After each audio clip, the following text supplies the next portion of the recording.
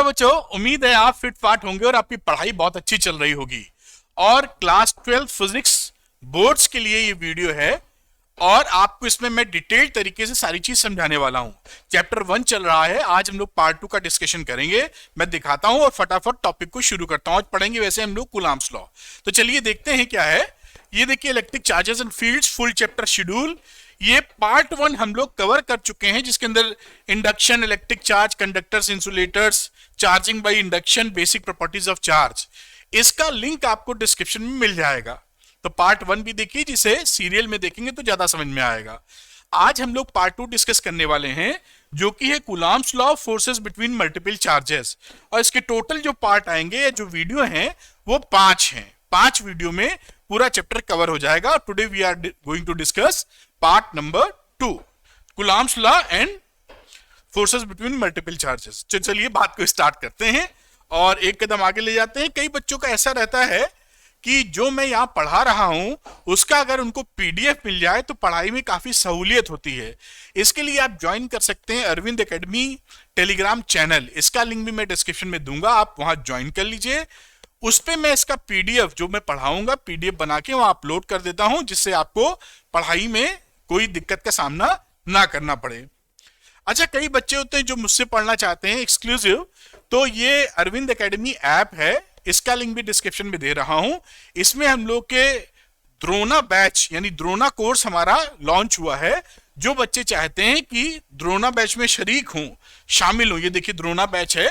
ये 12th physics का Drona batch है और ये 12th मैथमेटिक्स का द्रोणा बैच है। तो जो बच्चे इस बैच में शामिल होना चाहते हैं, क्योंकि होता क्या है, इसमें आप इंटरेक्शन कर सकते हैं, कोई डाउट मुझसे पूछ सकते हैं, कहीं कोई प्रॉब्लम आ रही है तो मेरी गाइडेंस ले सकते हैं। तो इंटरेक्शन बड़ा संभव होता है। ये आप इस बैच को ज्वाइन करने के लिए भी मैं लिंक दूंगा डिस्क्रिप्शन में। तो अरविंद एकेडमी ऐप को डाउनलोड करके उसके स्टोर सेक्शन में चेक कर लीजिएगा। और अच्छा होगा कि इंटरेक्शन बना रहे, जिससे आपको हर चीज क्लियर रहे और आप कॉन्फिडेंट महसूस करें। चलिए एक कदम और आगे लेके चलते हैं और आज के टॉपिक पे आ जाते हैं, कूलम्ब्स लॉ। देखिए, हमको कई सालों से या 10th क्लास से या उससे पहले से भी पता है कि दो चार्जेस के बीच फोर्सेस लगते हैं। अगर वो लाइक चार्जेस हैं, देखिए यहां पर लाइक मतलब एक जैसे, प्लस प्लस चार्ज है, तो हमें ये मालूम है कि इन पे रिपल्शन लगने वाला है या निगेटिव निगेटिव है, तो इन पे रिपल्शन लगेगा। अगर अनलाइक चार्जेस हैं बेटा, तो इनमें अट्रैक्शन लगता है। लेकिन सवाल ये उठता है कि ये जो फोर्स ऑफ अट्रैक्शन है या फोर्स ऑफ रिपल्शन है, ये कितना होता है। फिजिक्स में केवल ये कह देने मात्र से बात बनती नहीं कि ऐसा होता है, हमें उसको क्वांटिफाई करना पड़ता कि आखिर कितना होता है, तभी हम उसका इस्तेमाल अपने फायदे के लिए या ह्यूमैनिटी के लिए कर सकते हैं। तो यही चीज को बताता है कूलम्ब्स लॉ। तो कूलम्ब्स लॉ देखिए, मैंने यहां पर इसलिए लिखा कि एग्जामिनेशन में नोट्स वोट्स बनाने हो या लिखना हो तो कैसे लिखेंगे, बाकी मैं समझाता रहूंगा आपको। अगर मैं दो चार्ज ले लूं, एक ये प्लस ले, दोनों ही प्लस ले लीजिए, कुछ भी ले लीजिए। ये चार्ज मैं Q1 ले लेता हूं और यहां पर दूसरा चार्ज मैं Q2 ले लेता हूं। दोनों पॉइंट चार्जेस हैं और इनके बीच का डिस्टेंस मैं R ले लूं, तो फोर्स ऑफ रिपल्शन ये जो F लग रहा है, ये F कितना लगेगा? F लगता है 1/4 pi epsilon naught Q1 Q2 upon R square. अभी एक एक करके सारी बातचीत हम लोग करेंगे। अगर ये सिस्टम दोनों चार्जेस वैक्यूम में हैं, तो यहां पर जो फोर्स लगेगा 1/4 pi epsilon naught Q1 Q2 upon R square लगता है। और यही बात इसके अंदर लिखी गई है, जो आप पढ़ के आसानी से समझ सकते हैं। ठीक, तो यहां से फोर्स हमको पता चल जाता है। अब यहां पर देखिए दो कांस्टेंट आए हैं, उसका भी जिक्र आगे मैं वीडियो में करूंगा। जैसे 1/4 पाई एप्सिलॉन नॉट को शॉर्ट में K लिख दिया जाता है कई बार कूलम्ब्स कांस्टेंट के नाम से, ये देखिए लिखा हुआ है, और इसकी वैल्यू होती है 9 × 10⁹ न्यूटन मीटर स्क्वायर पर कूलम्ब स्क्वायर। और यहां पर एक एप्सिलॉन नॉट आपने टर्म देखा, ऐसे बोलते हैं एप्सिलॉन नॉट। क्या पढ़ते हैं बेटा? इसको यहां पे लिख देता हूं, एप्सिलॉन नॉट। तो एप्सिलॉन नॉट हो जाएगा ये। तो ये एप्सिलॉन नॉट होता है और इसे बोलते हैं permittivity of the medium. Permittivity of the medium क्या होता है, इसी लेक्चर के दौरान मैं थोड़ा और गहराई से उसकी बातचीत आपसे करने वाला हूं। उसकी जो वैल्यू होती है वो 8.85 into 10⁻⁻² coulomb square newton -1 and metre -2 ये होती है। तो यहां से हमको ये अंदाजा लग गया कि कूलाम्स लॉ ये बताने में सफल रहा कि दो पॉइंट चार्जेस के बीच में आखिर फोर्स ऑफ अट्रैक्शन या रिपल्शन कितना लगेगा। अब कुछ इसकी यूनिट वगैरह भी होगी, वो भी देख लेते हैं हम लोग। ये देखिए यूनिट ऑफ चार्ज है, तो यूनिट ऑफ चार्ज में क्या है, जैसे कि हम बोले था SI unit of charge is coulomb, आप ये जानते हैं। तो इन दिस इक्वेशन अगर मैं पुट कर दूं Q1 Q2 की वैल्यू, देखिए Q1 Q2 की वैल्यू 1 कूलाम पुट कर दो और R की वैल्यू 1 पुट कर दो, तो ये 1 इंटू 1/1 स्क्वायर हो जाएगा। तो 1/4πε0 बचेगा, उसकी वैल्यू होती है 9 इंटू 10⁹ न्यूटन। तो यहां पर आप कैसे डिफाइन कर सकते हैं कि 1 कूलाम चार्ज क्या रहा, आप समझ पाए होंगे। ऐसे लिखा है 1 कूलाम और नीचे 1 का स्क्वायर, तो ये वैल्यू बराबर हो गई 1/4πε0 के, और ये वैल्यू है 9 इंटू 10⁹ न्यूटन। तो यहां पर डिफाइन करने की बात है कि 1 कूलाम चार्ज आप किसे बोलेंगे, तो इसी बात को आप कह देंगे कि अगर दो चार्जेस 1 मीटर की दूरी पर रखे हैं और उन दोनों के बीच लगने वाला फोर्स 9 इंटू 10⁹ न्यूटन है, तो उन चार्जेस की वैल्यूज कितनी हैं, 1 कूलाम। यही डेफिनेशन में लिखा है। आपसे पूछा जाए कि 1 कूलाम चार्ज क्या होता है, बाय द वे लिखने को आ जाए तो यही लिख दीजिएगा। So 1 coulomb is that amount of charge that repels an equal and similar charge with a force of 9 into 10⁹ Newton when placed in a vacuum at a distance of 1 meter from it। जो मैंने बात समझाई, तो ये 1 coulomb की definition है। दूसरी एक इंटरेस्टिंग पॉइंट और रहती है कभी कभी, क्योंकि आजकल एमसीक्यू भी एग्जामिनेशन में आते हैं, तो ध्यान क्या रखना है कि सीजीएस सिस्टम में जो यूनिट ऑफ चार्ज है वो क्या होती है, तो वो भी ध्यान रखिए। स्टैट कूलाम या ईएसयू ऑफ चार्ज बोलते हैं। तो इन इलेक्ट्रोस्टैटिक सीजीएस सिस्टम के अंदर the unit is known as electrostatic unit of charge क्या होगी, ईएसयू ऑफ चार्ज या स्टैट कूलाम। और इनके कूलाम और स्टैट कूलाम के बीच में क्या रिलेशन है वो यहां पर मेंशन है। 1 coulomb is equal to 3 into 10⁹ stat coulomb या 3 इंटू 10⁹ ईएसयू ऑफ चार्ज। मतलब सीजीएस सिस्टम में चार्ज की unit stat coulomb, ESU of charge पकड़ के रखिएगा। अब यहां पर जो भाषा हम लोगों ने बोली है कि फोर्स होता है कूलाम्स लॉ में फला अमाउंट का 1/4πε0 Q1 Q2/r²।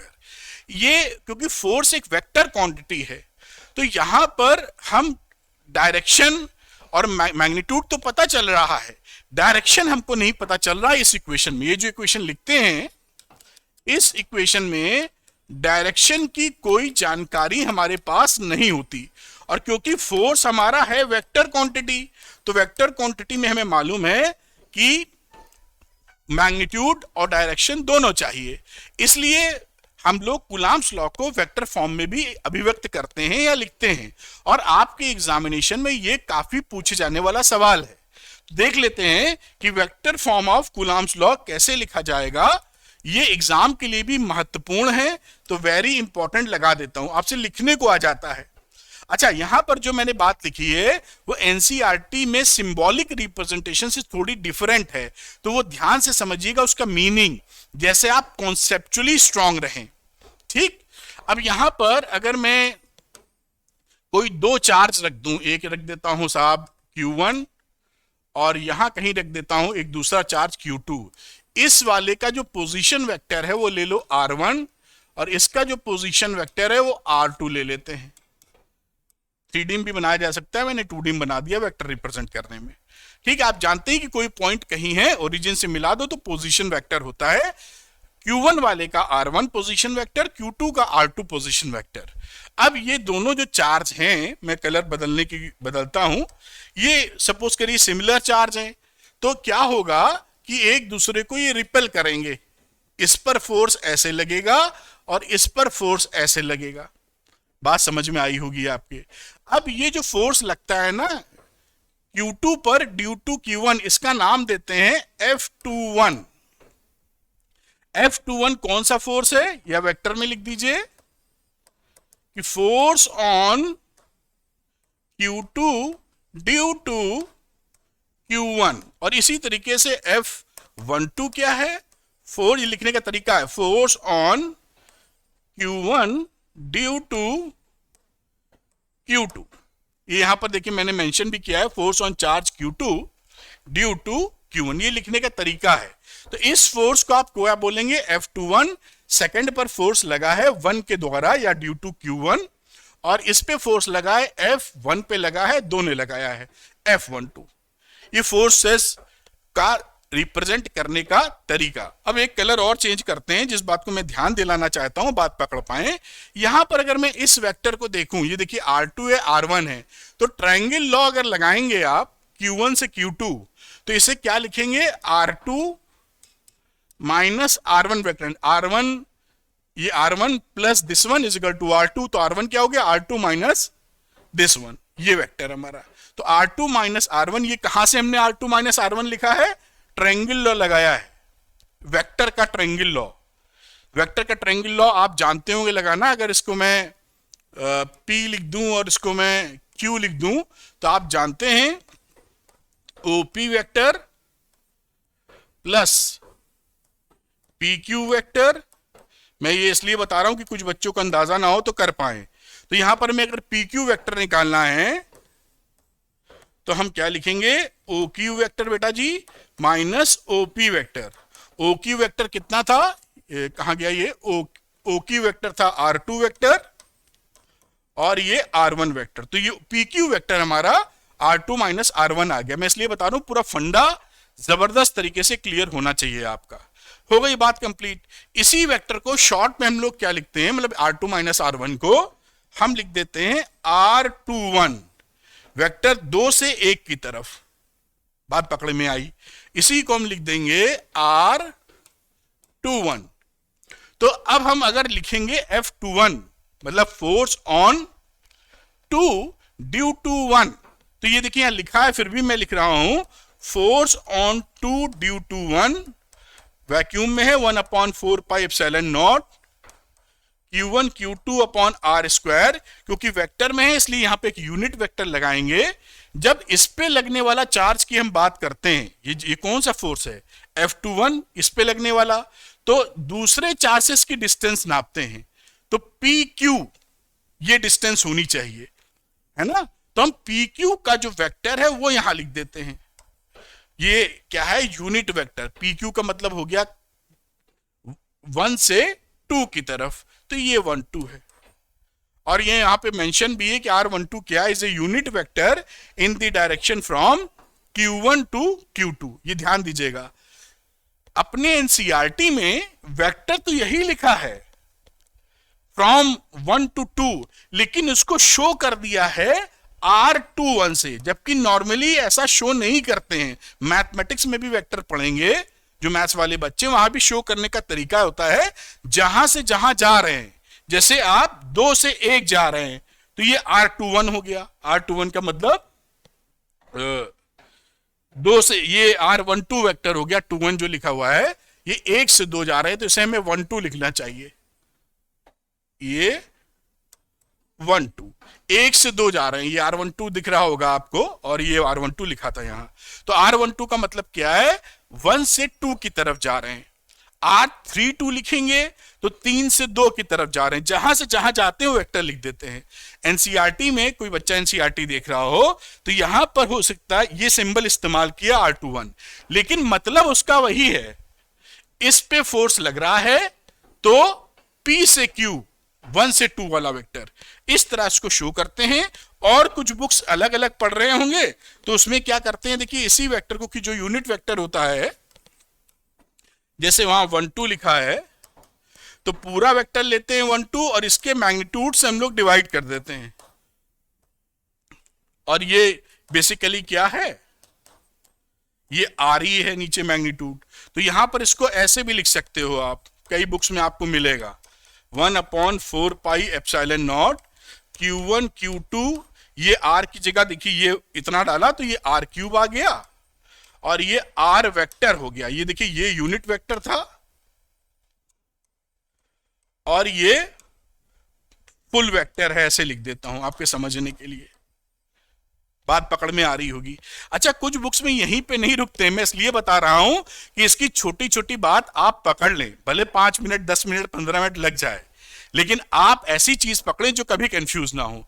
कई वेक्टर ये डिफरेंस ऑफ पोजीशन वेक्टर के टर्म में लिखते हैं, तो हम लोग जैसे R12 लिखा यहां, तो क्या लिखेंगे वो इसी को F21 को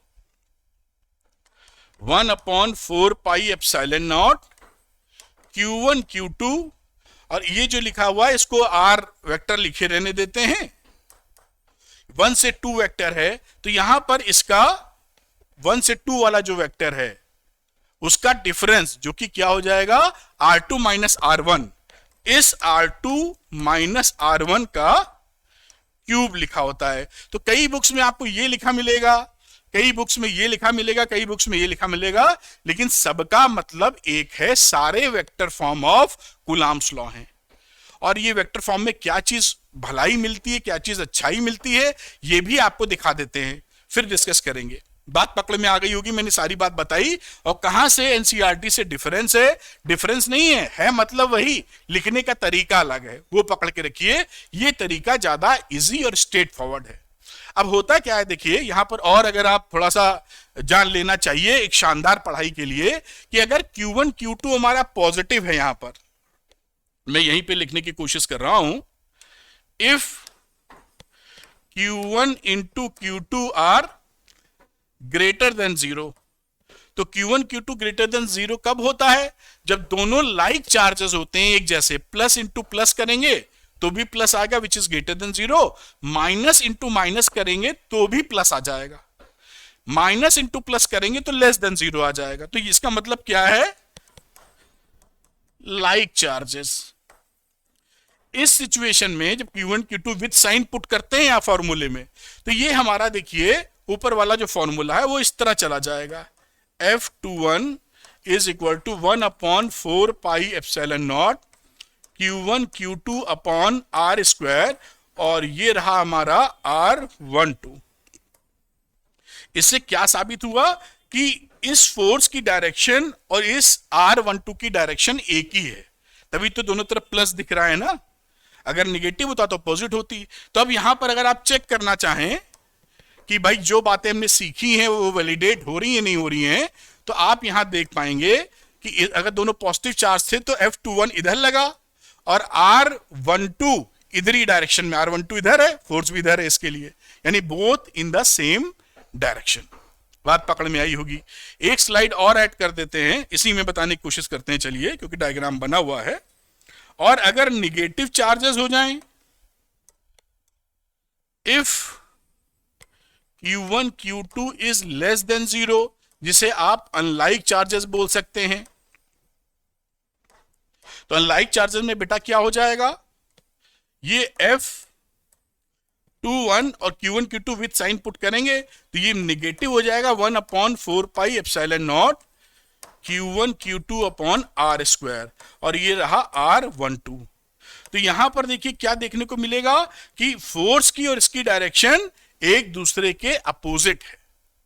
तो निगेटिव चार्ज में ऐसा होता है, मैं यहीं पे फिर से बनाता हूं डायग्राम। ये देखिए Q1 था, ये Q2 था, अब एक प्लस है, ये Q1 Q2 लेस देन 0 कब आएगा, जब सपोज करिए ये चार्ज प्लस है ये माइनस है, तो इसमें फोर्स ऑफ अट्रैक्शन किधर होगा, इधर होगा, तो आप इसको लिखोगे force on two due to 1। लेकिन R12 वेक्टर किधर है, वो तो इधर ही डायरेक्शन में, R12 का डायरेक्शन इधर है, तो दोनों का डायरेक्शन देखिए अपोजिट हो गया। तो इसीलिए माइनस साइन क्या शो करता है कि दोनों का डायरेक्शन अपोजिट है। ये आप अगर समझ लेंगे, नीट देने वाले हैं फ्यूचर में या बोर्ड दे रहे हैं, और ये बात समझ में आएगी तो आपको कोई समस्या कभी नहीं आएगी, किसी भी रूप में कैसा भी सवाल आ जाए। मैंने इस पे टाइम इसीलिए दिया कि आप ये बात अच्छी तरह पकड़ ले। मेरे ख्याल से आप सीख गए होंगे ये बात ध्यान रखिएगा आप कि वेक्टर फॉर्म में किस तरह से चीजें शो की जाती है। ठीक, अब ये इसमें ये सवाल और उठता है कि आखिर वेक्टर फॉर्म में जब हम ये शो कर रहे हैं तो इसकी इंपॉर्टेंस क्या है, क्या ये खास चीज हमको बताता है? तो देखिए खास चीज इंपॉर्टेंस ऑफ वेक्टर फॉर्म क्या है, हम ये जान रहे थे।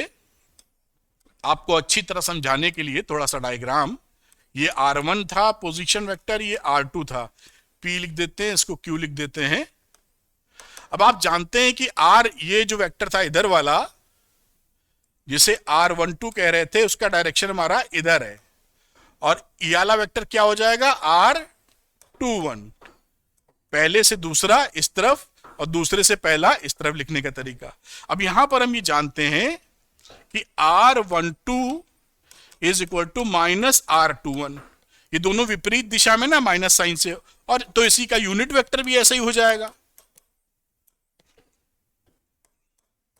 तो अगर इन दोनों की यूनिट वेक्टर एक दूसरे से अपोजिट हैं तो जब फॉर्मूले में रखेंगे तो फोर्स भी निगेटिव आ जाएगा। भाई आप जान रहे हैं ना, यहां पर जो फोर्स लिखा था, मैं आपको जरूर बेहतर ढंग से बताने के लिए फोर्स 21 लिखेंगे तो 1/4 pi epsilon naught Q1 Q2 upon R square, और यहां लिख रहे थे 1 से 2 में वेक्टर, यूनिट वेक्टर, और दूसरा लिख रहे हैं 1 2 force on 2 due to 1, force on 1 due to 2, 1/4 pi epsilon naught Q1 Q2 upon R square, और ये रहा R21। अब इन दोनों में देखिए, अगर मैं ये वैल्यू पुट कर दूं, R12 की जगह माइनस, इसकी जगह अगर मैं माइनस करके पुट कर दूं तो F21 is equal to 1 minus put कर दिया है 4 pi epsilon naught Q1 Q2 upon R square. बेटा देखिएगा, और R12 की जगह माइनस डाला था तो R21, देख रहे हैं? अब ये पूरी चीज देखिए इसके बराबर है, जो कि F12 के बराबर है। तो ये क्या हो गया F12, बात पकड़ में आई? तो ये देखिए माइनस साइन के साथ, क्योंकि माइनस साइन ये लगा हुआ है पहले से, तो यहां पर हमको मिला F21 is equal to minus F2। और इसका मतलब क्या है कि दोनों फोर्स मैग्नीट्यूड में तो सेम है लेकिन डायरेक्शन अपोजिट है।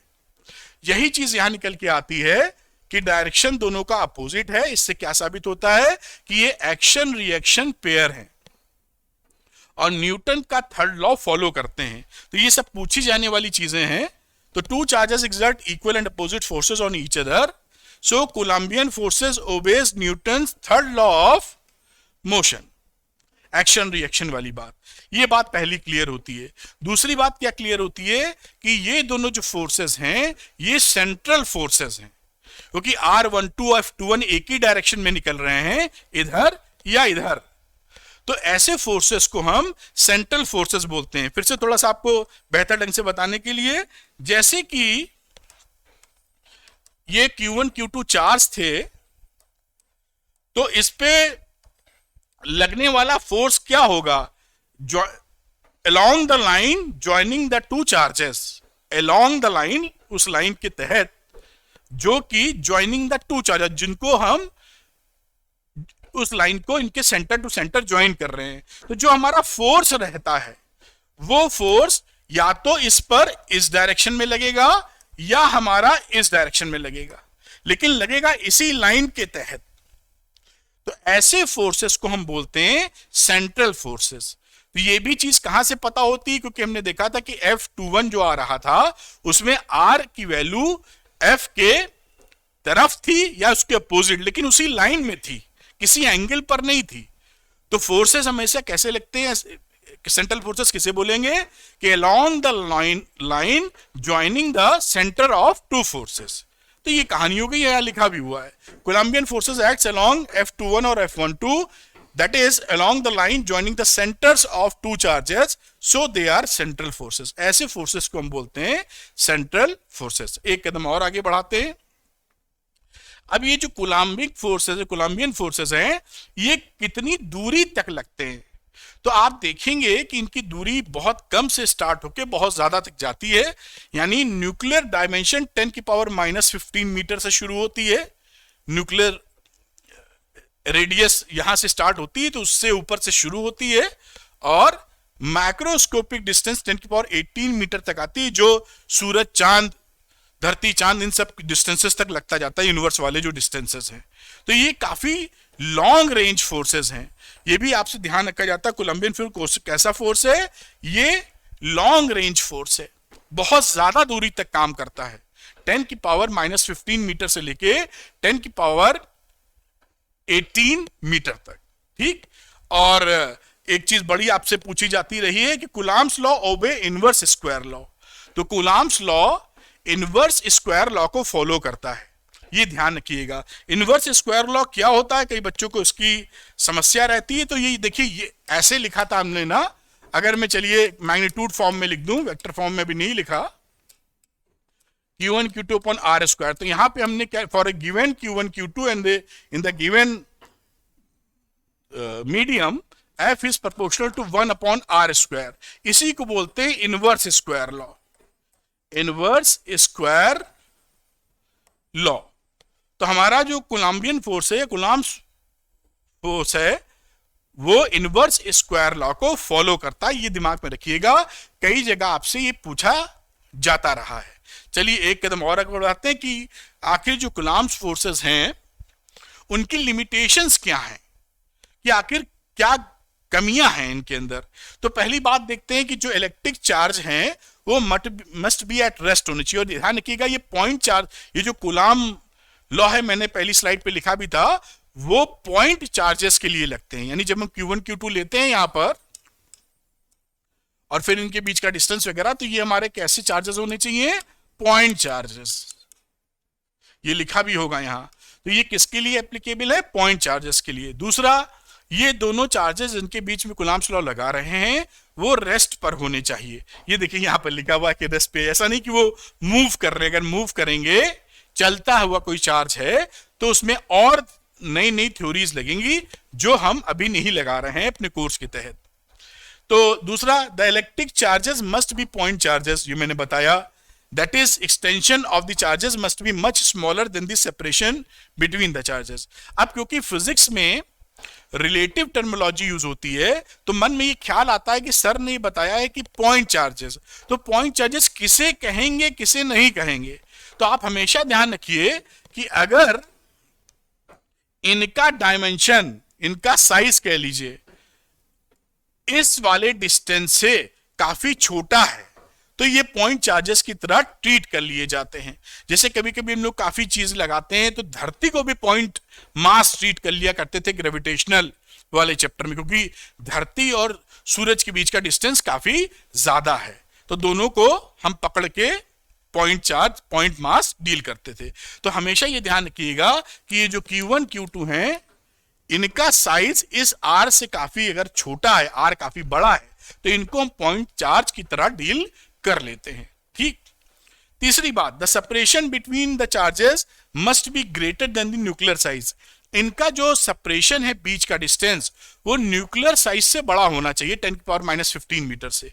अगर ये उससे कम हुआ तो वहां पर कोलंबियन फोर्स गायब होने लगते हैं और न्यूक्लियर फोर्स डोमिनेट कर जाते हैं।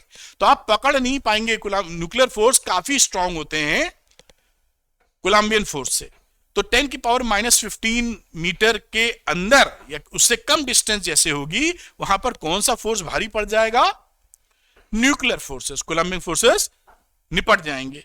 तो यहां पर ये बात भी, ये लिमिटेशन के तौर पे हमारे दिमाग में रहना चाहिए। आगे देखते हैं परमिटिविटी, जो हम लोगों ने बात की थी कि परमिटिविटी क्या होता है। ये जो फॉर्मूला पढ़ा था, ये देखिए, दिस इज द परमिटिविटी,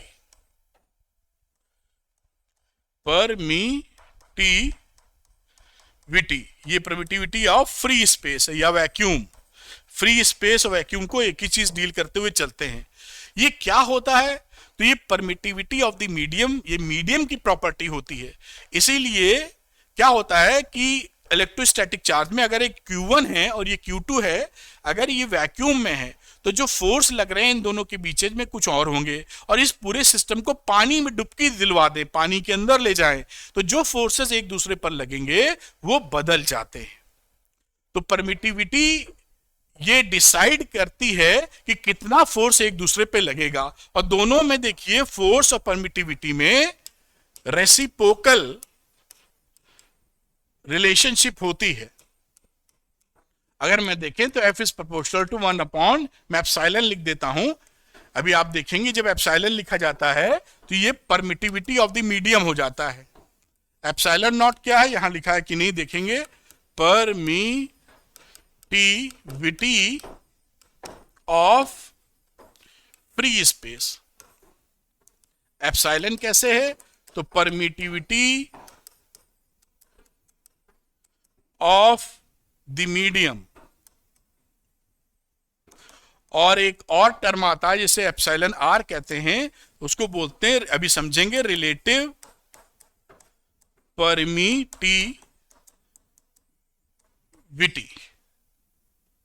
ठीक, अब यहां पे एक रिलेशन होता है जो अगली स्लाइड में हम समझने वाले हैं। वो एप्सिलॉन आर यानी रिलेटिव परमिटिविटी की जो वैल्यू होती है, permittivity in the medium upon permittivity of the free space होती है, ये रिलेशन होता है। तो आप यहां पर ये देख पा रहे हैं कि परमिटिविटी मीडियम की जितनी ज्यादा होगी फोर्स उतना ही कम होगा। तो परमिटिविटी क्या है, परमिटिविटी किसी मीडियम का प्रॉपर्टी या गुण है जो ये डिसाइड करता है कि दोनों चार्जेस पर कितना फोर्स लगने वाला है। दिस इज द परमिटिविटी, और कोई झंझट की जरूरत नहीं है। और permittivity of the free space कितना होता है, 8.85 into 10⁻⁻12 coulomb square newton -1 metre -2। तो ये आप ध्यान रखिए। अब इसी में जो रिलेटिव, ये पूरा आपको स्लाइड दिख रही होगी, ये स्लाइड ध्यान रखना चाहिए। छोटी छोटी बातें जो बता रहा हूं वो बोर्ड्स में भी जबरदस्त काम आएंगी और आगे के लिए फाउंडेशन कॉम्पिटिटिव के लिए जबरदस्त तरीके से तैयार हो जाएगी। चलिए एक कदम और आगे बढ़ाते हैं। अब यहां पे रिलेटिव परमिटिविटी देखते हैं या हम डायलेक्ट्रिक कांस्टेंट भी देखते हैं। देखिए डायलेक्ट्रिक कांस्टेंट और रिलेटिव परमिटिविटी एक ही चीज होती है, तो इसे लेके कंफ्यूज मत करिएगा। ये डायलेक्ट्रिक कांस्टेंट है, डायलेक्ट्रिक कांस्टेंट, और ये रिलेटिव परमिटिविटी है, रिलेटिव परमिटिविटी दोनों एक ही चीज होती हैं। ये क्या होती हैं, इसमें बड़ी सिंपल तरीके से बोला जाता है कि अगर किसी वैक्यूम में कोई दो चार्ज रखे हैं, उनमें जो फोर्स लग रहा है उसी को हमने क्या किया, उठा के किसी मीडियम, सपोज करिए पानी में डाल दिया। तो पहले वाला जो फोर्स था, force in vacuum divided by force in medium, जो रेशियो आता है वही हमारा रिलेटिव परमिटिविटी कहलाता है। यही यहां पर कानून 4 लाइनें लिखी हुई है कि force in vacuum upon force in medium. पूरे सिस्टम को पानी में डुबा दिया या कहीं बीच में हमने कोई चीज भर दी, माइका भर दिया, प्लास्टिक भर दी, कुछ भी चीज भर दी, मतलब मीडियम चेंज कर दिया उसका, दोनों के बीच का मीडियम। ठीक, तो यहां पर देखिए एप्सिलॉन आर जिसे रिलेटिव परमिटिविटी कह रहे हैं या डायलेक्ट्रिक कांस्टेंट, वो एप्सिलॉन अपॉन, इन दोनों को जब F vacuum upon F medium करोगे तो ये एप्सिलॉन अपॉन एप्सिलॉन नॉट बचता है। तो इस बात को, इस फॉर्मूले को ध्यान रखिएगा।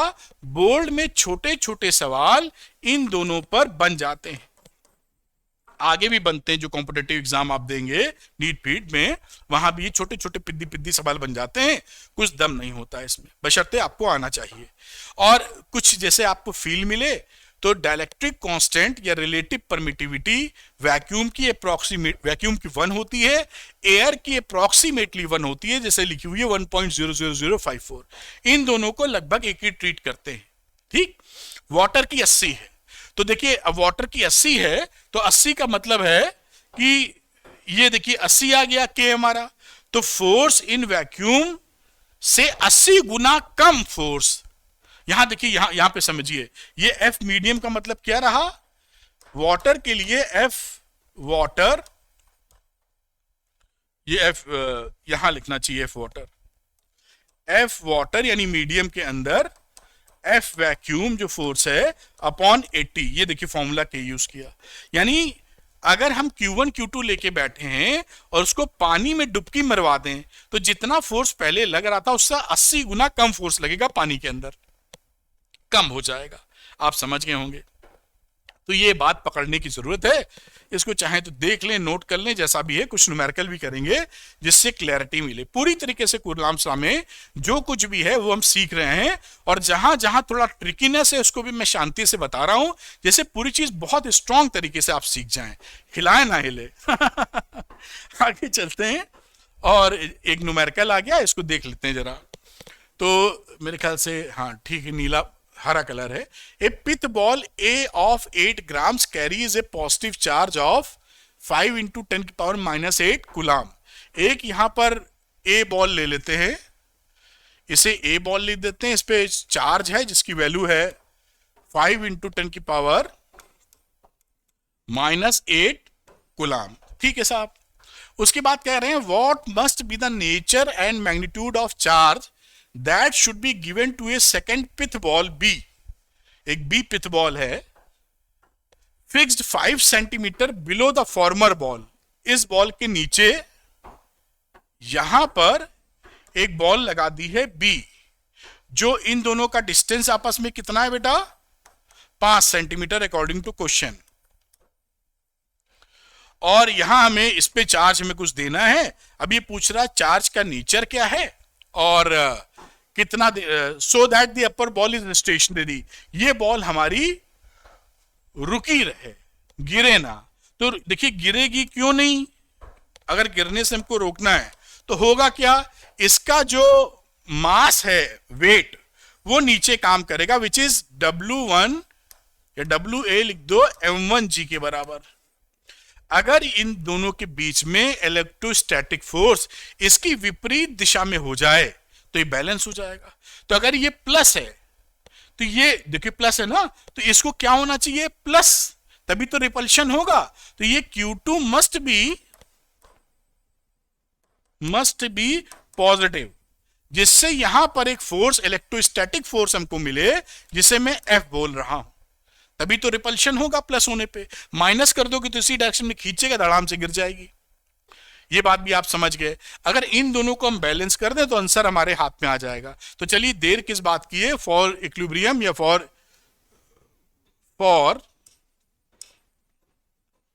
इक्विलिब्रियम, या जब बॉल स्टेशनरी रहे उस समय हमारा जो फोर्स है, इलेक्ट्रोस्टैटिक फोर्स, वो M1G के बराबर होना चाहिए।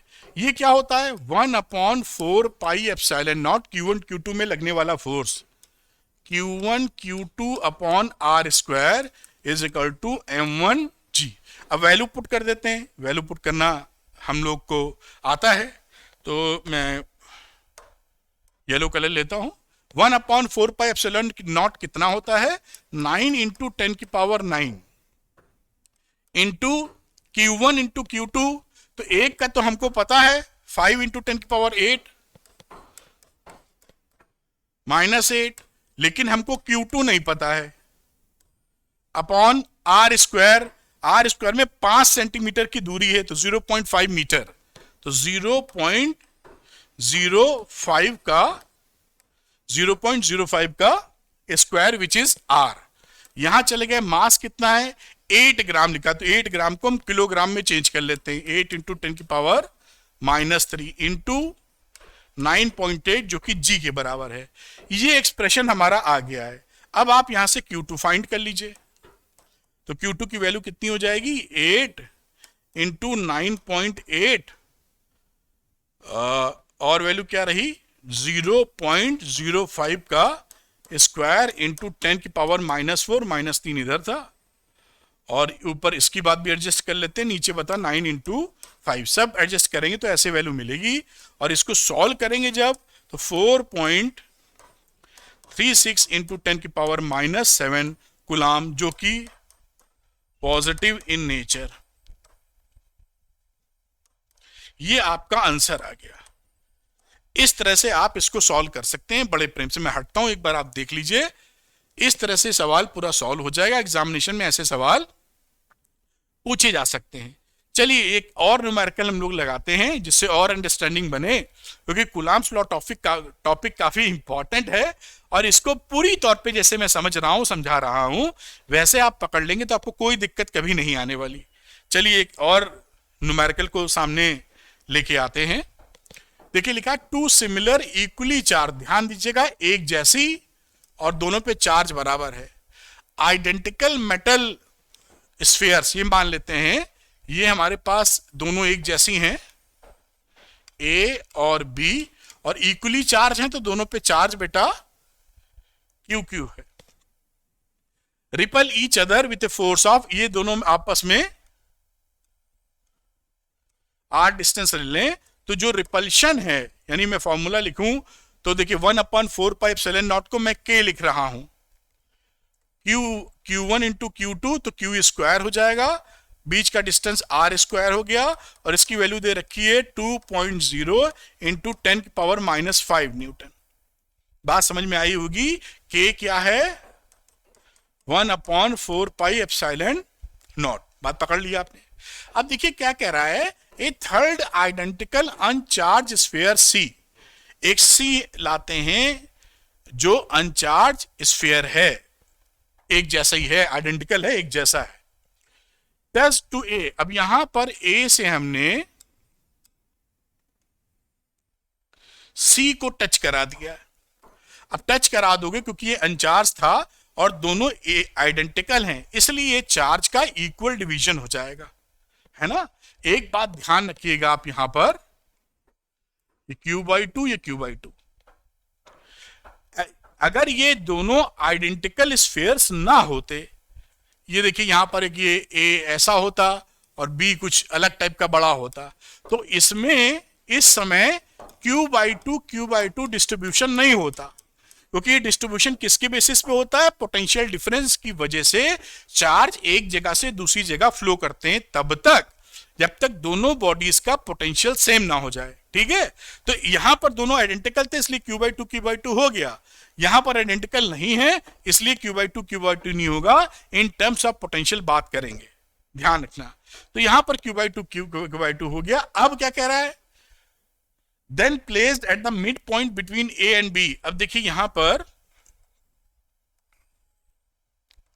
ए ले लो और ये बी ले लो, और इसके मिड पॉइंट पर यहां कहीं हम सी को ले लेते हैं। अब ये टोटल आर डिस्टेंस थी, तो ये बीच में रखा है तो R/2 हो गया, ये R/2 हो गया। इन दोनों को टच किया था तो इस पे चार्ज कितना रहा Q/2, सी पर चार्ज कितना है Q/2, और बी पर चार्ज कितना है इससे किसी को मतलब नहीं, तो ये Q है। ये सिस्टम है। अब क्या कहता है, calculate the net electrostatic force on C, इस पे लगने वाला फोर्स हम निकालने वाले हैं। तो मैं कलर को थोड़ा बदल लेता हूं और फोर्स निकालते हैं। तो force on C due to A, ये क्या मतलब है, force on C due to A, ऐसे लिखना सीख लीजिए तो आपको थोड़ी, यानी सी पर ए कितना फोर्स, ये रिपल्शन का लगाएगा, ऐसे फोर्स लगेगा सी ड्यू टू ए, इस डायरेक्शन में। पकड़ में आ रही बात। अब क्या होगा, के दोनों पे चार्ज Q/2 है, तो Q/2 इंटू Q/2 और बीच का डिस्टेंस R/2 है, इनके बीच का डिस्टेंस, तो R/2 का होल स्क्वायर, R/2 का होल स्क्वायर। अब देखिए ये नीचे 4 आ जाएगा, ये आ जाएगा 4, ये कट पिट जाएंगे तो वैल्यू बचेगा Q²/R², और इसका डायरेक्शन आपको दिख रहा है तो मैं लिख नहीं रहा हूं, अगर लिखना चाहिए तो लिख सकते हैं अलोंग AC। ठीक है, इतनी बात बड़े मस्ती में समझ में आई होगी, ध्यान से समझिए, आराम से बता रहा हूं। इसके बाद देखिए ये जो B वाला इस पे फोर्स लगा रहा है वो इस डायरेक्शन में, force on C due to B, है ना, रिपल्शन है, दोनों पॉजिटिव है, तो इसकी वजह से force on C due to B, जिसे आप लिखेंगे force on C due to B, तो K लिखा आपने, इन दोनों पे इस पे Q/2 इस पे Q है, तो आपने लिखा Q/2 इंटू Q, और इसके बीच का डिस्टेंस अगेन R/2 का होल स्क्वायर है। ये वैल्यू क्या आ जाएगी, K इंटू 2Q² और इसका डायरेक्शन क्या है, अलोंग BC। समझ गए होंगे। बी से सी की तरफ देख, ये दोनों डायरेक्शन फोर्स के कैसे हैं, अपोजिट। तो इस पे नेट फोर्स निकालना हो तो क्या करेंगे, थोड़ा सा मैं ऊपर कर लेता हूं, तो मैं लिख देता हूं नेट फोर्स। नेट फोर्स जो कि एफ डैश के बराबर है, बड़े में से छोटा घटा दीजिए, तो मैं बड़े में से छोटा एफ सी बी में से ये घटा दे रहा हूं, तो K two Q square upon R square minus K Q square upon R square. ये देखिए डबल है, ये सिंगल है, घटाओगे तो क्या मिलेगा, K Q square upon R square. और इसकी वैल्यू देखिए यहां पे हम लोगों ने निकाली थी 2 इंटू 10⁻⁵ न्यूटन, तो ये हो गई 2 इंटू 10⁻⁵ न्यूटन। और होगा किस तरफ, क्योंकि ये वाला फोर्स बड़ा था, इसी में से घटाया, तो बड़े की डायरेक्शन में आपका मिल जाएगा क्या, net force, which is in the direction of CB. तो ये सीबी नहीं लिखना चाहिए, ये बीसी डायरेक्शन है। तो यहां पर सही करता हूं, बिगड़ेगा कि नहीं भाई, थोड़ा बड़ा लेना पड़ेगा। तो मैं यहां पर कौन सा कलर है मालूम नहीं, एफ बी टू सी बात कर रहा हूं, तो बीसी है, और यहां पर भी बीसी था, तो ये अलोंग दी क्या हुआ, अलोंग बीसी, बी से सी की तरफ।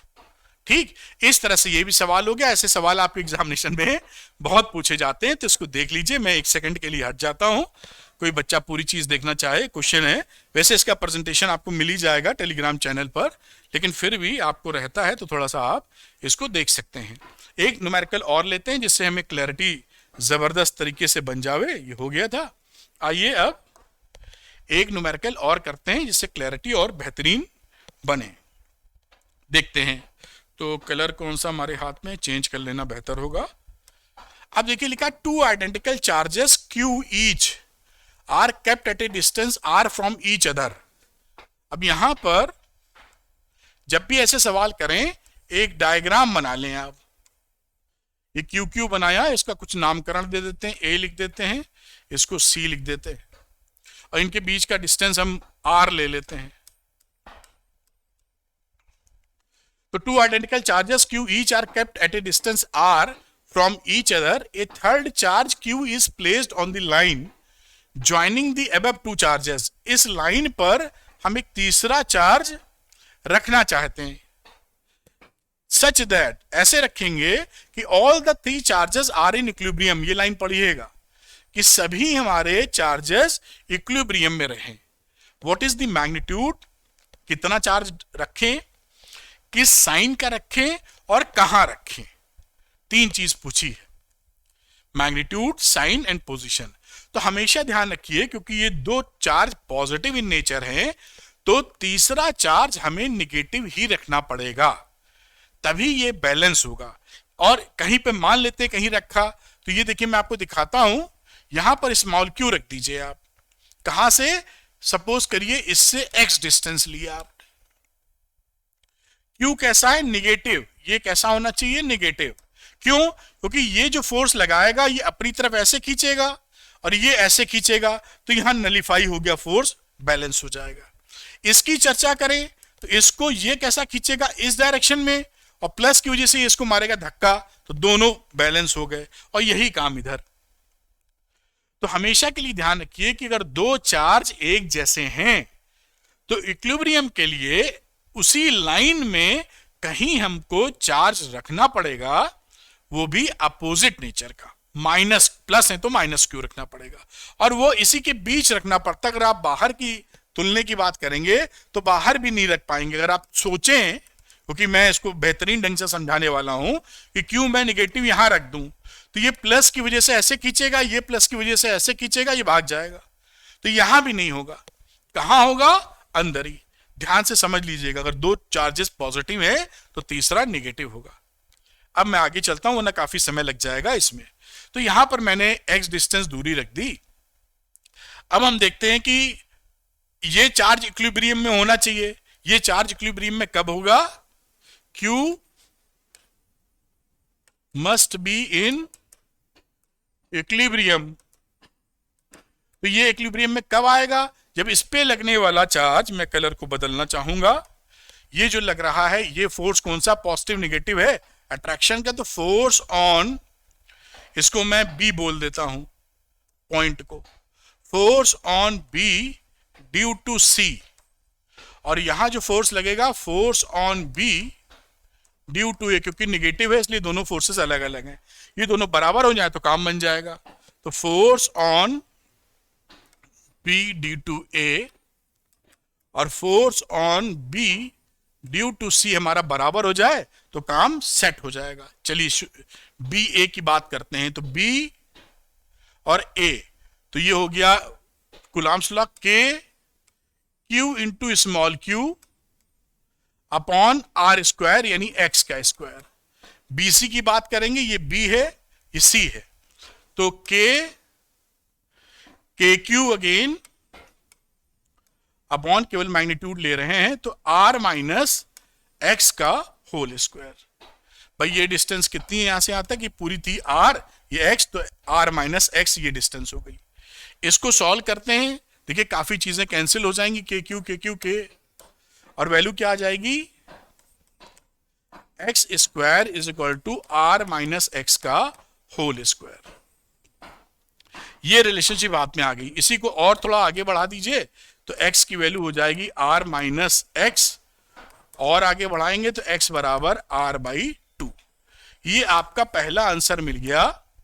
दूसरा, पहला तो निगेटिव मिल ही गया था कि पोजीशन कहां है चार्ज की, इससे r/2 दूर, यानी इन दोनों के सेंटर में, इससे r/2 दूर, इससे भी r में से r/2 घटाएंगे तो r/2 मिलेगा, तो इसके मिडिल पॉइंट पे पहुंच गया ये। ठीक, अब दूसरी बात देखते हैं कितना चार्ज की वैल्यू क्या है। तो इसके लिए हम ए को इक्विलिब्रियम में कर देते हैं, कलर को बदलते हैं, charge Q at A also be in equilibrium, तभी तो हम बोलेंगे कि ये सब मामला सेट है।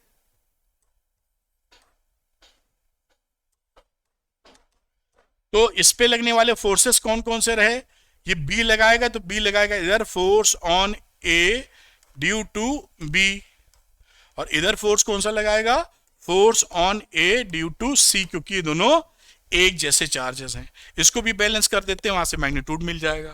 तो इसके लिए क्या लिख दिया, force on A due to C, force on A due to B.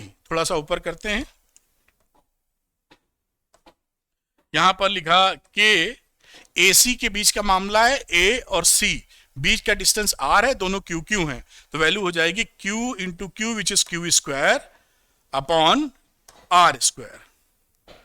इधर हो गया K AB के बीच का मामला है, A और B, बीच का डिस्टेंस कितना है, R/2 पहले निकाल चुके हैं, और चार्जेस हैं Q into Q upon R/2 का होल स्क्वायर।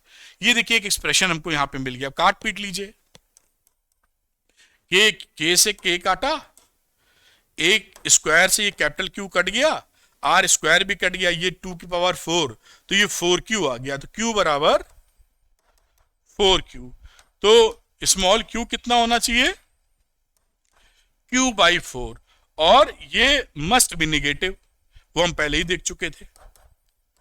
ये मैग्नीट्यूड निकला है। तो तीनों बातें हम लोगों ने निकालनी कि ये चार्ज का साइन निगेटिव होना चाहिए, इस चार्ज का जो प्लेसमेंट है वो प्लेसमेंट होगा A से R/2 दूरी पर, और तीसरा Q/4 इसका मैग्नीट्यूड होगा। बात खत्म हो जाती है, इतना ही सीखना है। ऐसे सवाल आपके एग्जाम में भर भर के पूछे जाते हैं, तो इसको आप कर लीजिए, फिर मैं एक कदम और आगे चलता हूं।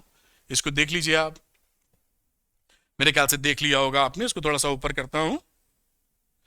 ये कहानी ऐसे कंप्लीट होती है। अब कुछ बातें और देखते हैं, जब हम लोग पूरी बात पढ़ रहे हैं तो पूरी पढ़ेंगे। कंपैरिजन देखेंगे इलेक्ट्रोस्टैटिक फोर्स और ग्रेविटेशनल फोर्स के बीच का। तो comparing electrostatic and gravitational forces, तो यहां पर देखिए क्या है, electrostatic force is the force of attraction as well as repulsion. यहां अट्रैक्शन और रिपल्शन दोनों मिल जाता है दो चार्जेस के बीच में, जबकि जो ग्रेविटेशनल फोर्स होता है उसमें केवल अट्रैक्शन मिलता है, रिपल्शन नहीं मिलता। तो कुछ सिमिलैरिटीज हैं जो हम देख लेते हैं और कुछ डिफरेंसेस हैं उसको भी देख लेते हैं, एग्जाम वगैरह में कभी आ जाए तो बहुत प्यार से इसको हैंडल कर लीजिएगा। तो comparing electrostatic and gravitation forces, similarities की हम बात कर रहे हैं। दोनों forces inverse square law follow करते हैं। आप ऐसे जानते हैं F is equal to K Q1 Q2 upon R square, और ग्रेविटेशनल वाला लिखते थे G M1 M2 upon R square. दोनों में ही 1 अपॉन आर स्क्वायर आ रहा है। तो दोनों क्या फॉलो कर रहे हैं? Inverse square law. ये मैंने आपको समझाया था, यहां फिर से लिखा जिससे दिमाग पूरा अच्छे से पकड़ ले। इनवर्स स्क्वायर लॉ बड़ा पूछा जाता है आपसे। तो ये दोनों फोर्सेस इनवर्स स्क्वायर लॉ को फॉलो करते हैं। Both forces are proportional to the product of masses as well charges. ये देखिए F इज प्रोपोर्शनल टू, यहां लिखेंगे तो Q1 Q2, और यहां बात करेंगे तो F is proportional to M1 M2। तो दोनों का नेचर एक टाइप का है, product of charges, product of masses. Both are central forces. Central forces का हमने बताया था कि दोनों के बीच में जो फोर्स लगेगा, चाहे वो ग्रेविटेशनल फोर्स हो चाहे इलेक्ट्रोस्टैटिक फोर्स हो, along the line joining the centre of the two forces, उस टू चार्जेस या masses, along the line joining the centre of two masses और along the line joining the centre of the two masses, उस direction में forces लगते हैं। तो ये central forces होते हैं, ये भी दिमाग में पकड़ के रखिए। Both are conservative forces. दोनों जो फोर्सेस हैं वो बच्चों कंजर्वेटिव फोर्सेस होते हैं। कंजर्वेटिव फोर्सेस हम लोग और डिटेल में आगे पढ़ेंगे। कंजर्वेटिव फोर्स 11th में पढ़ रखा है आपने, जब वो फाइनल और इनिशियल पोजीशन पे डिपेंड करते हैं, बीच के रास्ते पर, पाथ्स पर वो डिपेंड नहीं करते हैं, जब हम वर्क डन कर रहे होते हैं तब। तो और both forces can operate in vacuum. Vacuum में दोनों फोर्सेस लग सकते हैं, चाहे वो ग्रेविटेशनल फोर्स हो चाहे वो इलेक्ट्रोस्टैटिक फोर्स हो या कूलम्बिक फोर्स हो। अब डिससिमिलरिटीज क्या है, फर्क क्या है? ग्रेविटेशनल फोर्सेस इज अट्रैक्टिव, जबकि इलेक्ट्रोस्टैटिक हमारी दोनों हो सकती है, अट्रैक्शन रिपल्शन दोनों। दूसरा, gravitational forces does not depend on the nature of the medium, while electrostatic force depend on the nature of the medium between the two charges। देखिए क्या होता है, जो मास होता है M1 M2, इनके बीच में जो फोर्स लग रहा है, इसके बीच में आप पानी डाल दीजिए, लकड़ी डाल दें, प्लास्टिक डाल दें, कुछ भी डाल दें, फोर्स नहीं बदलेगा।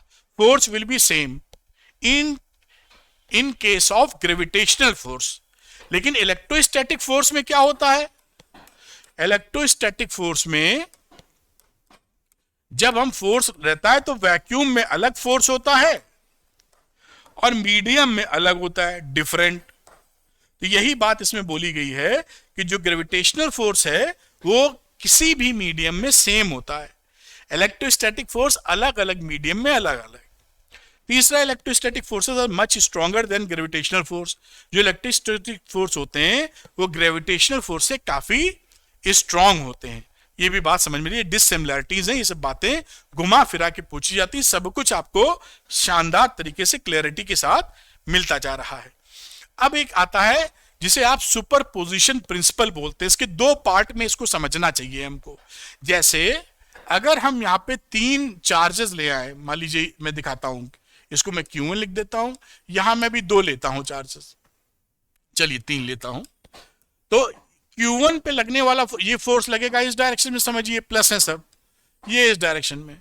इसको मैं F1, इसको F3 नाम दे देता हूं, इसको F2 नाम दे देता हूं। तो Q1 पे लगने वाला फोर्स क्या होगा? इन फोर्सेस का वेक्टर सम।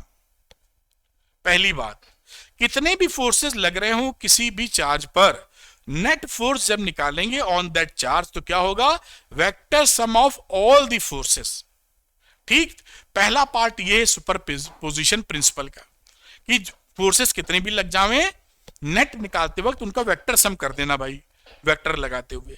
दूसरा पार्ट ये बोलता है कि ये अगर मान लीजिए यहां पर F3 लगा रहा है और यहां F2 लगा रहा है, एक चौथा चार्ज अगर हम ले आए वो भी कुछ फोर्स लगाने लगेगा, सपोज करिए F4।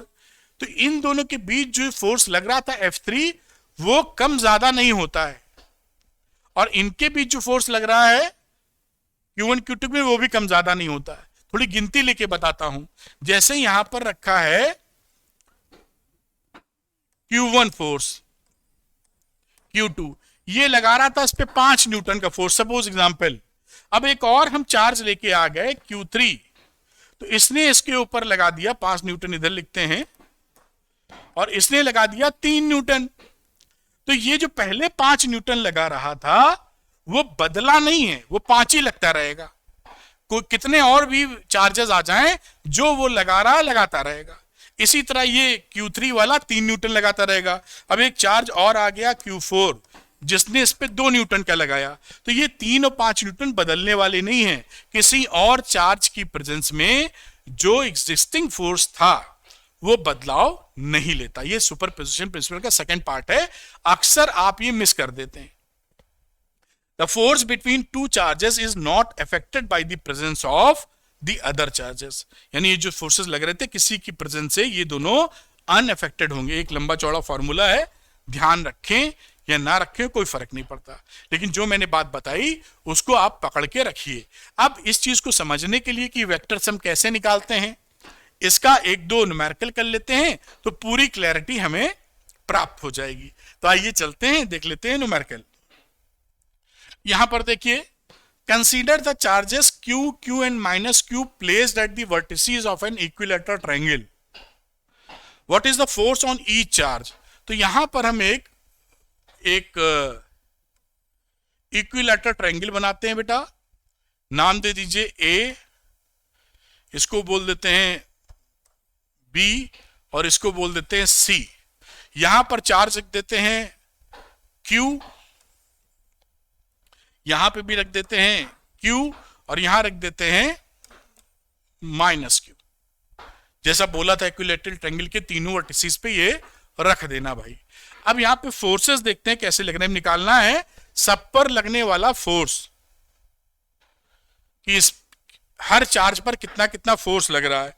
तो मैं इसको डिपिक्ट करने के लिए, अब देखिए ये दोनों थे प्लस चार्ज, ये है माइनस, तो यहां पर इस प्लस पे ये जो फोर्स लगाएगा वो इस डायरेक्शन में लगाएगा।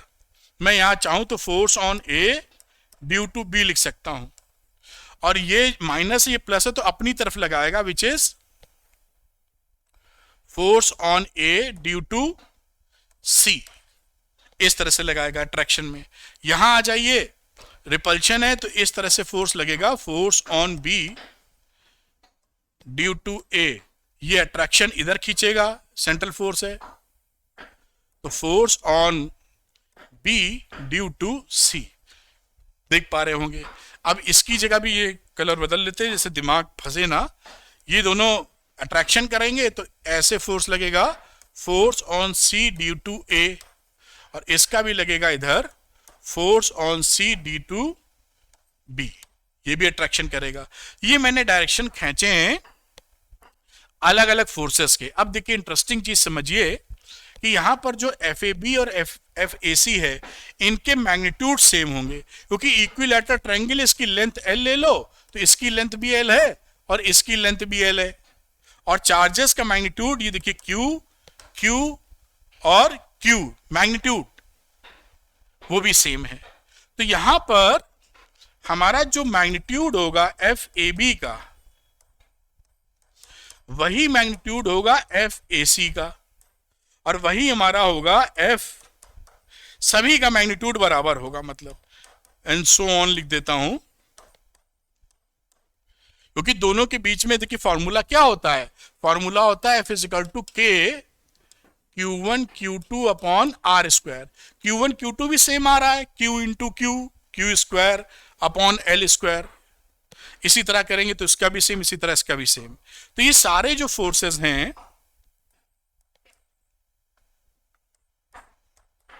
FCB, इनका मैग्नीट्यूड सेम हो जाएगा। जब भी दो फोर्सेस का मैग्नीट्यूड सेम होता है, अगर कोई फोर्स ऐसे लग रहा है, कोई फोर्स ऐसे, ये दोनों FF हैं, तो इसका जो रिजल्टेंट है वो इसके एंगुलर बाइसेक्टर्स के बीचों बीच से जाता है, F नेट या FR। ये थीटा और ये थीटा इनके बीचों बीच से जाता है। ये हमेशा ध्यान रखिए, सवाल करते वक्त आसान लगेगा, जल्दी हो जाएगा। तो यहां पर देखिए ये दोनों का मैग्नीट्यूड सेम था, तो इसका रिजल्टेंट क्या जाएगा, इनको बीचों बीच से, अब ये इक्विलेटरल ट्रायंगल है, 60 डिग्री है, ये देखिए कितना 120, तो इसके बीच से कुछ ऐसा चला गया ये, और इसको मैं नाम कुछ आप दे दीजिए, मैं लिख देता हूं F1, और ये पूरा एंगल कितना है आप जान रहे होंगे, दिस इज 120 डिग्री। इसी तरह यहां पर आ जाइए, ये इसके बीचों बीच से जाएगा तो ये कुछ ऐसा बन जाएगा, F2 बोल देता हूं इसको, और ये एंगल 60 था ही, ये एंगल कितना हो गया 120 डिग्री। ये भी बात पकड़ में आई। इसकी बात करिए तो ये पूरा एंगल 60 है, इसके बीचों बीच से जाएगा तो इस फोर्स को मैं बोल देता हूं F3, this angle is 60 degree, और ये आधे आधे से जा रहा है, यानी 60 इधर 60 इधर, इस तरह से ये जा रहा है। बात पकड़ में आई होगी आपको। अब मैं ये F1 की वैल्यू निकाल लेता हूं, तो कलर को बदल लेता हूं थोड़ा। F1 की वैल्यू निकालने के लिए मैं अभी मैग्नीट्यूड निकाल रहा हूं, फिर वेक्टर फॉर्म में भी लिख दूंगा। वेक्टर वाला फॉर्मूला लगाइए, ये देखिए दो फोर्सेस हैं, इन सबको मैं F कह दे रहा हूं, है ना, इसको F के बराबर मैग्नीट्यूड में ले लिया है। ऐसे इक्वल टू नहीं लगाता हूं, वरना मैथमेटिकली गलत हो जाएगा। ये F ले दिया मैग्नीट्यूड के हिसाब से, बात पकड़ में आई होगी। ये F, ये F, तो दो फोर्सेस लग रहे हैं, यानी P स्क्वायर वेक्टर वाला फॉर्मूला प्लस Q स्क्वायर, फिर लिखते थे 2PQ F into F into cos theta, और थीटा क्या है यहां पर 120 डिग्री, ये एंगल कितना 120 डिग्री। बात बनी। अब यहां पर इसको सॉल्व कर लीजिए। F1 का मैग्नीट्यूड क्या आ जाएगा, देखिए 2F स्क्वायर, और यहां आ जाएगा माइनस हाफ, तो plus 2F square into minus half, ये वैल्यू कितनी बची, आ गई आपकी F। देख पा रहे हैं 2F स्क्वायर में ये माइनस F स्क्वायर होगा, F आ जाएगी। अब इसको वेक्टोरली लिख दें, ये तो केवल मैग्नीट्यूड लिखा है ना, तो देखिए जो F1 की वैल्यू होगी वेक्टर फॉर्म में वो होगी F, और BC कैप लिख सकते हैं, अलोंग BC, यूनिट वेक्टर है ये। यूनिट वेक्टर का मतलब होता है मैग्नीट्यूड 1 और BC के डायरेक्शन में। ये F1 इस BC के पैरेलल होगा, क्यों, क्योंकि ये भी एंगल 60 डिग्री है और ये भी एंगल 60 डिग्री, तो ये दोनों पैरेलल हो गए। तो यहां पर F1 की वैल्यू लिख दी F इंटू BC कैप। समझ में आई होगी बात। सिमिलरली यही चीज F2 के लिए हो जाएगी, तो F2 को आप लिख देंगे क्या, F इंटू AC कैप। बात पकड़ में आई। भाई ये जो घटना यहां घटी है वही यहां करेंगे, तो F2 इसके पैरेलल हो जाएगा, क्योंकि ये एंगल है 60 और ये भी एंगल है 60। अब तीसरा काम बनेगा जो कि कुछ और वैल्यू देगा, तो अब बात कर लेते हैं F3 के लिए। तो मैं यहां कलर को बदलते हुए F3 लिखता हूं बेटा। F ऑफ ये सारा इसका मैग्नीट्यूड कितना है F, तो ये रहा F is P square plus Q square plus 2PQ cos, बीच का एंगल, यहां बीच का एंगल कितना है 60 डिग्री, ये एंगल 60 है ना। अब यहां पर इसको हम F3 की वैल्यू लेते हैं बेटा, ये वैल्यू हो जाएगी 2F स्क्वायर, और 60 डिग्री की वैल्यू भी रख देंगे, कॉस 60 कितनी होती है हाफ, तो ये plus 2F square into half, तो ये वैल्यू कितनी हो गई, केवल F2 से 2 कैंसिल हो गया, 3F स्क्वायर, तो वैल्यू बची 3√3F। वेक्टर फॉर्म में लिखने जाओगे, देखिए एक एक चीज में समझा रहा हूं। वेक्टर फॉर्म में यानी F3 के ऊपर वेक्टर लगाया, तो ये इसको लिख देंगे √3F, this is the magnitude, और n कैप लिख देंगे। अब ये n कैप क्या है, तो where n cap is a unit vector along the direction bisecting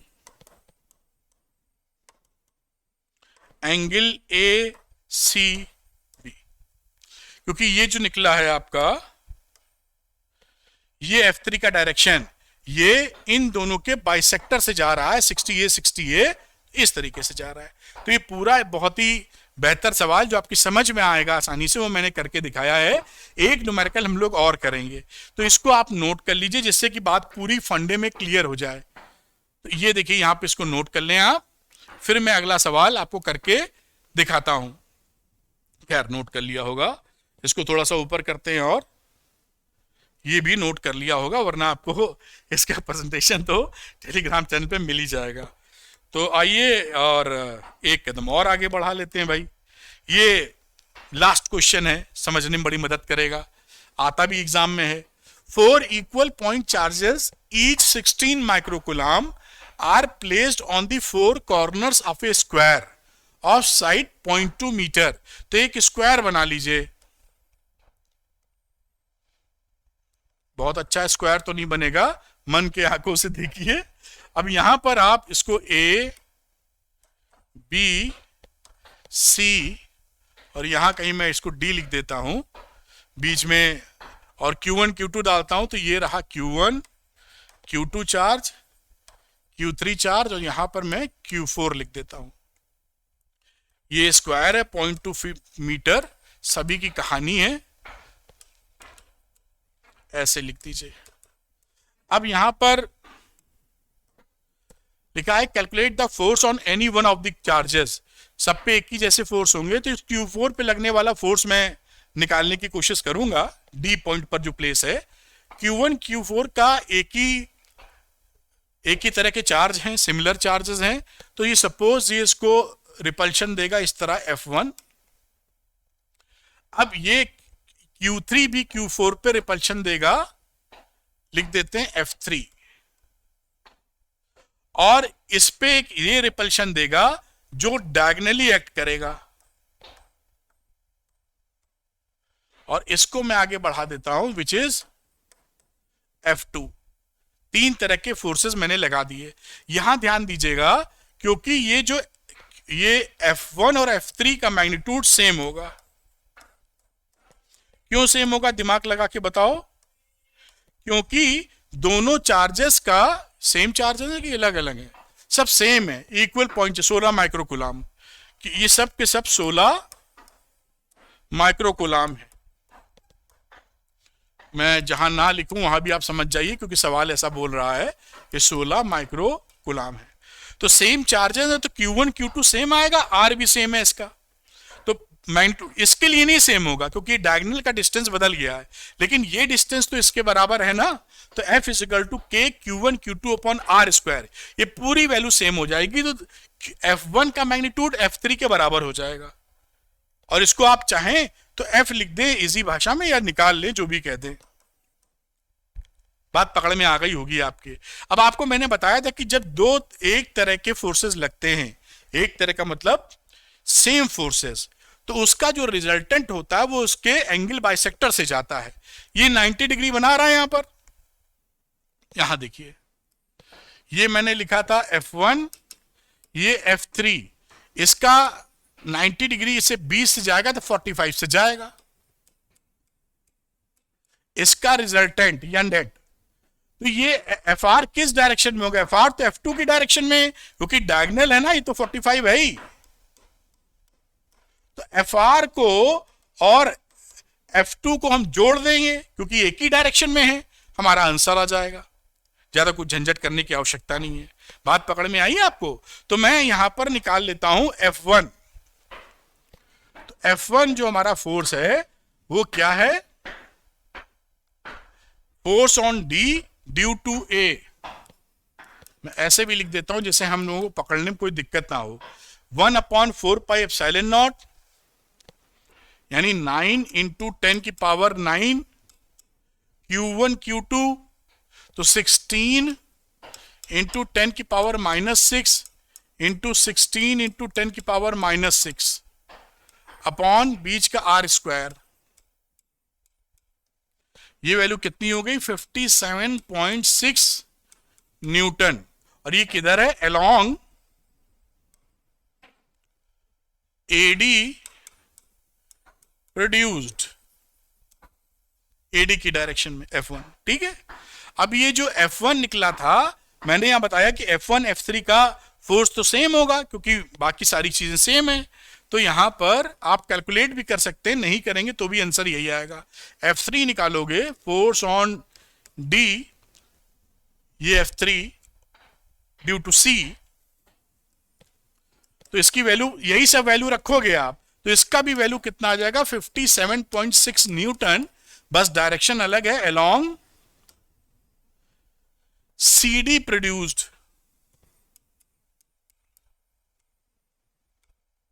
ये देखिए ये कहानी निकल आई। अब बचा ये वाला फोर्स, इसके लिए मैं कलर को थोड़ा चेंज कर लेता हूं और F2 निकालता हूं। तो F2 जो फोर्स लिखा, तो फोर्स बेसिकली क्या है, force on D due to B, 1/4πε0, 9 into 10 की पावर 9 इंटू Q1 Q2 जो कि अगेन 16 इंटू 10 की पावर -6, 16 इंटू 10 की पावर -6 है, अपॉन R स्क्वायर। R कितना है, ये डायगोनल निकालने गए हम लोग, तो ये 0.2 ये 0.2, तो ये वैल्यू कितनी हो गई, √0.2 का स्क्वायर, 0.2 का स्क्वायर, ए स्क्वायर प्लस बी स्क्वायर का फॉर्मूला लगा हमारा, ठीक। अब यहां पर जब इसको सॉल्व करेंगे तो रूट जाएगा हट, या मैं इसको लिखे रहने देता हूं, 0.2 का स्क्वायर प्लस 0.2 का स्क्वायर, और ये रहा आपका स्क्वायर। अब इसको भी सॉल्व करेंगे तो इसकी वैल्यू आएगी 28.8 न्यूटन, और है किस तरफ, अलोंग BD प्रोड्यूस्ड, BD को बढ़ा दिया। अब नेट के लिए मैंने आपको समझाया था कि इन दोनों का रिजल्टेंट इसके एंगल बाइसेक्टर से जाएगा, यानी वो F2 की ही डायरेक्शन में रहेगा। इसके लिए अगर हम आंसर निकालना चाहें तो हम आंसर कैसे निकालेंगे, F1 F3 का हम रिजल्टेंट पहले निकाल लेते हैं। तो यहां थोड़ा ऊपर बढ़ाता हूं, resultant of F1 and F3, जो कि मैं F' से बोल दे रहा हूं, ठीक है। अब क्योंकि ये दोनों एक दूसरे से परपेंडिकुलर हैं, तो F1 square plus F3 square, F3 square दोनों का, और दोनों सेम मैग्नीट्यूड के थे, तो F√2 भी लिख सकते हैं, 57.6√2। तो ये खैर यहां पर अगर आप दोनों वैल्यू भी डाल देंगे,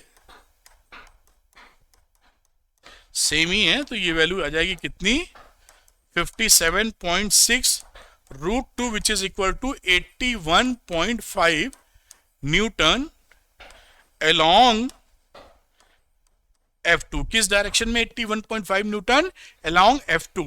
अब नेट चार्ज क्या हो गया, तो वो आप लिख दीजिए,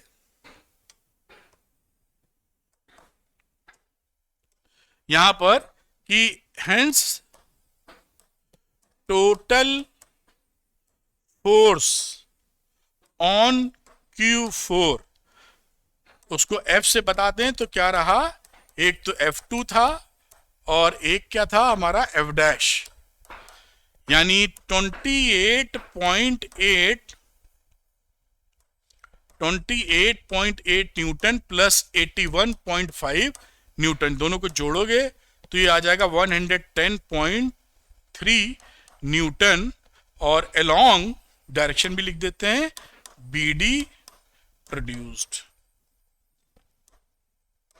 ये आपका आंसर है।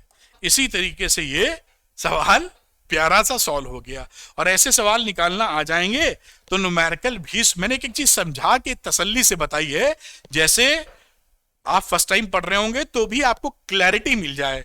मैं ऊपर से दिखा देता हूं और आप इसको अपने पास नोट कर सकते हैं, या Arvind Academy Telegram channel join कर सकते हैं। ये है, इसका आप देख लें आसानी से क्या सवाल था और कैसे करने की कोशिश की गई है, पूरा करके मैंने आपको बता दिया है। ये देखिए इस तरीके से आप सवाल कर सकते हैं। तो मैं उम्मीद करता हूं कि ये पूरी बात जो कूलॉम्स लॉ थी, साथ में फोर्सेस ऑन मल्टीपल चार्जेस, मैंने परमिटिविटी भी इसके अंदर पूरी बात अच्छे से क्लियर की है। ध्यान रखिएगा, सुपर कॉन्सेप्चुअल वीडियो है ये, एक एक चीज फाड़ के बताऊंगा मैं, बस आपका सपोर्ट चाहिए। तो वीडियो पसंद आया है तो लाइक कीजिए, कमेंट कीजिएगा, और अरविंद एकेडमी चैनल को सब्सक्राइब करना बिल्कुल मत भूलिएगा। Thank you very much. अगले वीडियो में फिर मिलता हूं। अरविंद एकेडमी टेलीग्राम चैनल को ज्वाइन कर लीजिए, वहां पर इसका PDF आपको मिल जाएगा। Good luck to you, bye बेटा।